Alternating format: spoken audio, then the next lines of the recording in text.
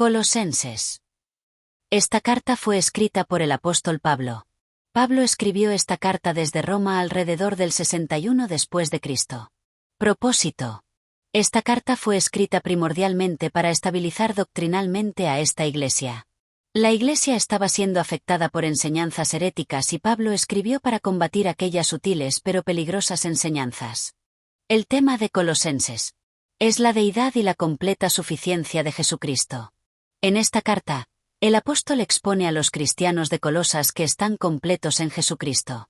No necesitan nada más, a pesar de las pretensiones del falso maestro que les estaba diciendo que la fe en Cristo no era suficiente.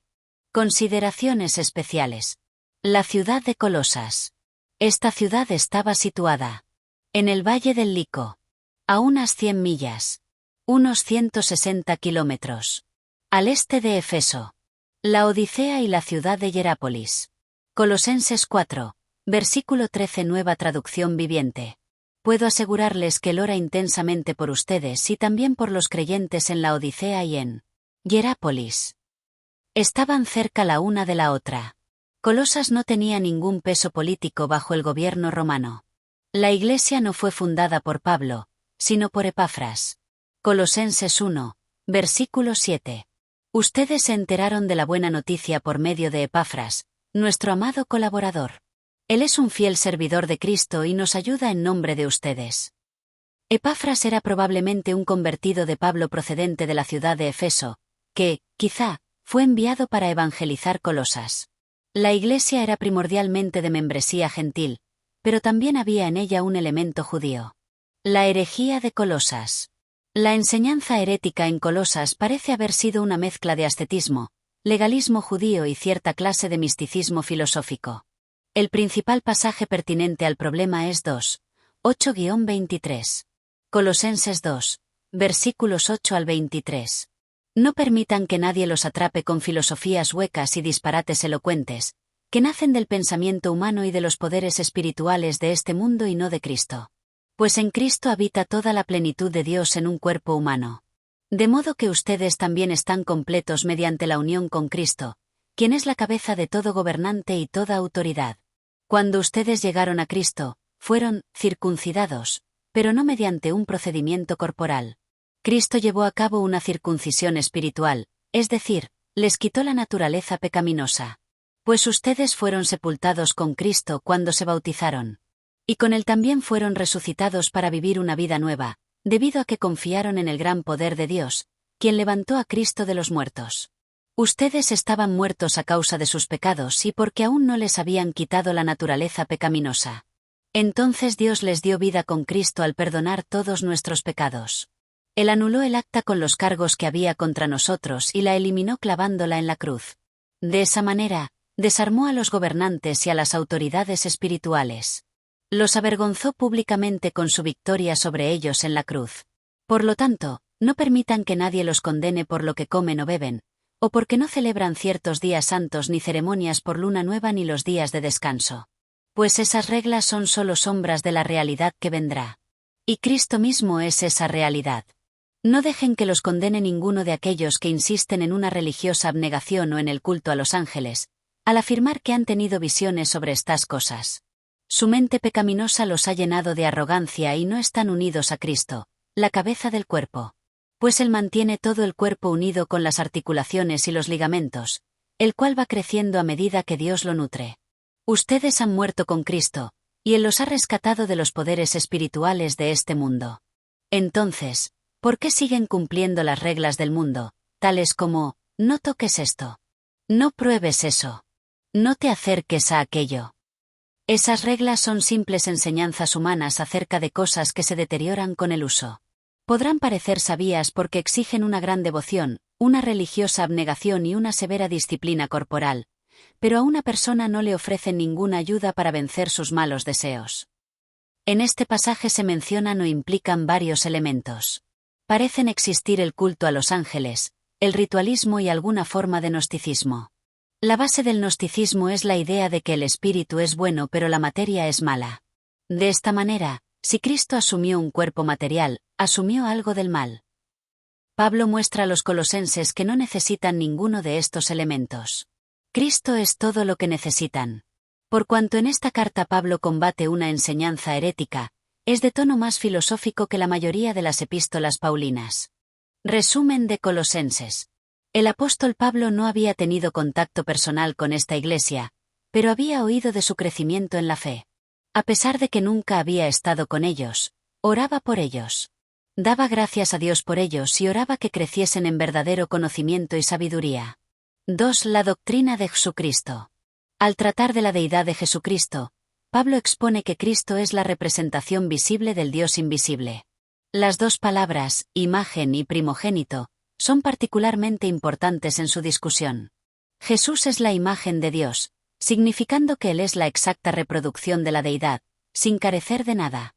En otras palabras, Él es una exacta manifestación del Dios invisible.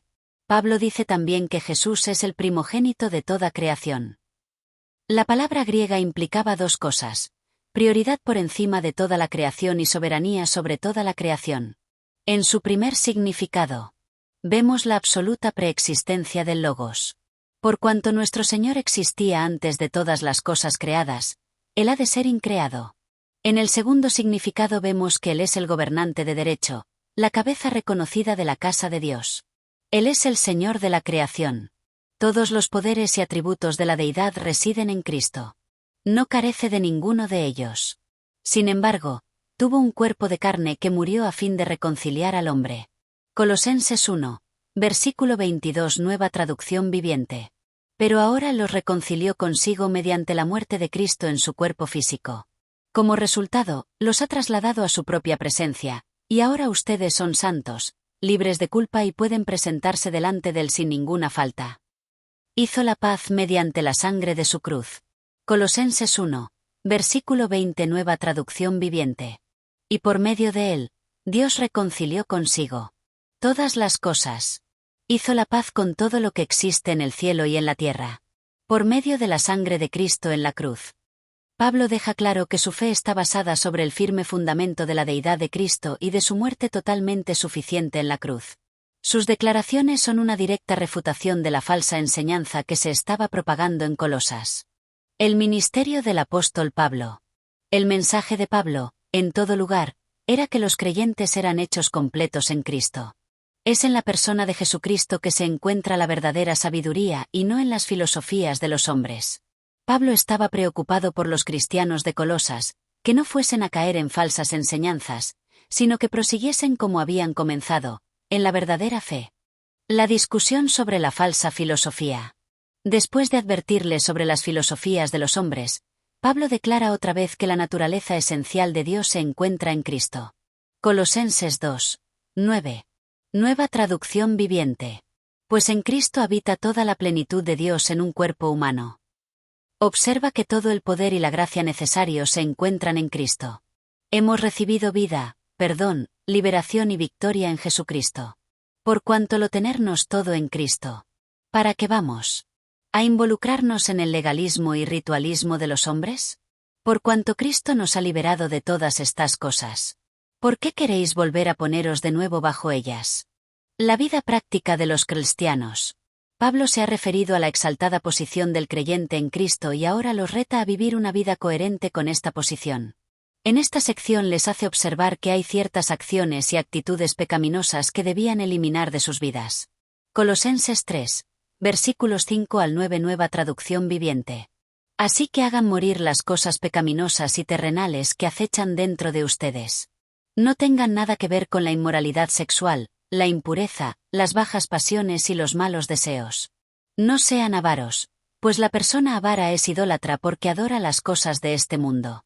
A causa de esos pecados, viene la furia de Dios.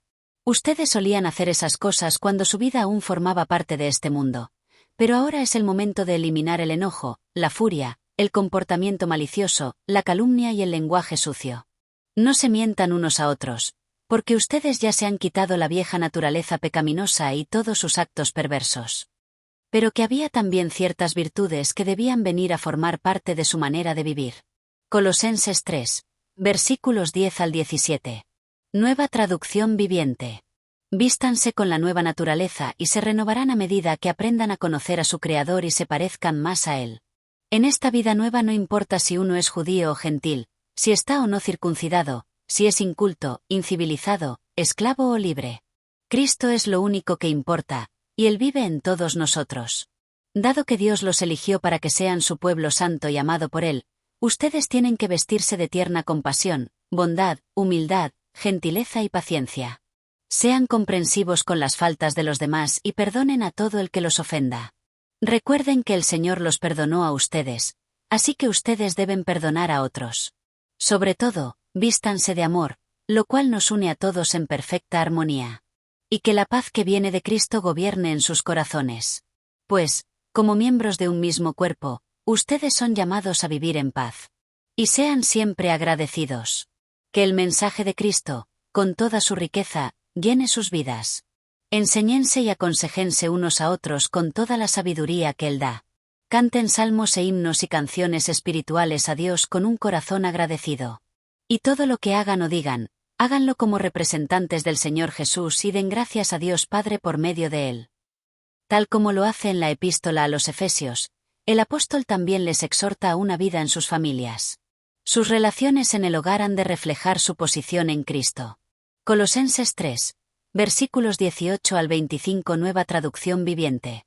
Esposas, sujétese cada una a su esposo como corresponde a quienes pertenecen al Señor. Maridos, ame cada uno a su esposa y nunca la trate con aspereza. Hijos, obedezcan siempre a sus padres, porque eso agrada al Señor. Padres, no exasperen a sus hijos, para que no se desanimen. Esclavos, obedezcan en todo a sus amos terrenales. Traten de agradarlos todo el tiempo, no solo cuando ellos los observan. Sírvanlos con sinceridad debido al temor reverente que ustedes tienen al Señor. Trabajen de buena gana en todo lo que hagan, como si fuera para el Señor y no para la gente. Recuerden que el Señor los recompensará con una herencia y que el amo a quien sirven es Cristo. Pero si hacen lo que está mal, recibirán el pago por el mal que hayan hecho. Porque Dios no tiene favoritos. Colosenses 4, versículo 1. Amos, sean justos e imparciales con sus esclavos. Recuerden que ustedes también tienen un amo en el cielo. Concluye esta sección alentándolos a ser disciplinados en su vida de oración. Conclusión. Pablo dedica gran parte de su vida y ministerio a personas individuales. Al final de esta carta se menciona por nombre a muchos. Algunos eran conocidos en la iglesia de Colosas, mientras que otros, aparentemente, no les eran demasiado familiares. Esta lista revela algo acerca del contacto que existía entre las iglesias en el siglo I.